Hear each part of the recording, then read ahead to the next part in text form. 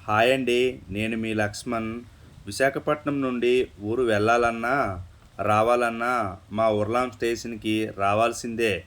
ఈ స్టేషను పచ్చని పంట పొలాల మధ్య ఆహ్లాదకరమైన వాతావరణంలో ఉంటుంది.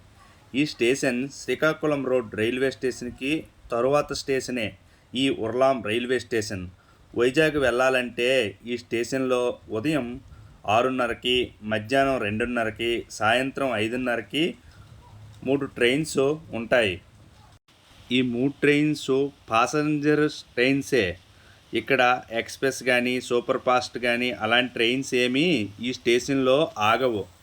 ఇప్పుడిప్పుడే కేంద్ర ప్రభుత్వం మా ఉర్లాం స్టేషన్ మీద దృష్టి పెట్టి ప్లాట్ఫామ్స్ వంతెన నిర్మించటం జరిగింది.